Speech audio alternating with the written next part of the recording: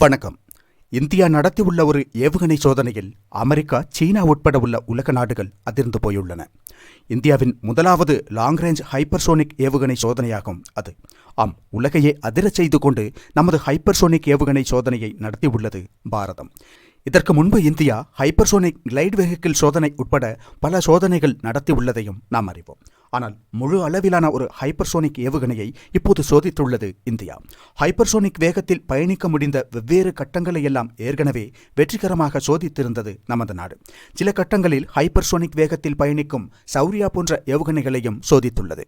ஆனால் முழுமையான மற்றும் அதிநவீன லாங் ரேஞ்ச் ஹைப்பர்சோனிக் ஏவுகணையை ஏபிஜே அப்துல் கலாம் தீவில் இருந்து சோதித்துள்ளது இப்போது. இந்த செய்தியை உலகமே மிகுந்த முக்கியத்துவத்தோடு பார்க்கிறது.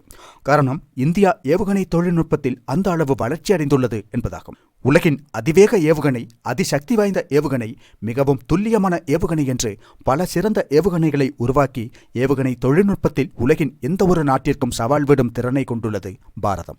அதனால் இந்த ஹைப்பர்சோனிக் ஏவுகணை சோதனை ஒரு அதிர்வலையை ஏற்படுத்தி உள்ளது என்பது மறுக்க முடியாத உண்மையாகும்.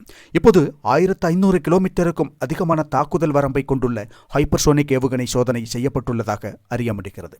இந்தியாவிற்கு முன்பு இந்த சோதனையை ரஷ்யா செய்துள்ளது. இப்போதும் உலகின் மிகச்சிறந்த ஹைப்பர்சோனிக் ஏவுகணைகள் ரஷ்யாவிடம்தான் உள்ளன. ரஷ்யாவிற்கு பிறகு அமெரிக்காவும் சீனாவும் அத்தகைய சோதனைகளை நடத்தியிருந்தாலும் அமெரிக்காவே கூட ஹைப்பர்சோனிக் ஏவுகணை தொழில்நுட்பத்தில் இன்னும் முன்னேற வேண்டியுள்ளதாக அறிய முடிகிறது. ஆனால் இப்போது இந்தியா அமெரிக்காவையே கூட வியப்பில் ஆழ்த்திக் கொண்டு ஹைப்பர்சோனிக் ஏவுகணை சோதனையை வெற்றிகரமாக நடத்தியுள்ளது. அதன் மூலம் ஹைப்பர்சோனிக் ஏவுகணை தயாரித்துள்ள 2 அல்லது 3 நாடுகளில் ஒன்றாக மாறியுள்ளது பாரதம். என்ன இந்த ஹைப்பர்சோனிக் ஏவுகணைகள்? ஹைப்பர்சோனிக் ஏவுகணைகள் ஒலியை விட 5 முதல் 25 மடங்கு வரை அதிவேகத்தில் பயணிக்க முடியும் என்பது அவற்றின் தனித்தன்மையாகும். இந்தியா இப்போது சோதித்துள்ள இந்த ஏவுகணையை ஒலியை விட 15 முதல் 20 மடங்கு வேகத்தில் பயணிக்கும் திறனுடையதென்று அறிய முடிகிறது.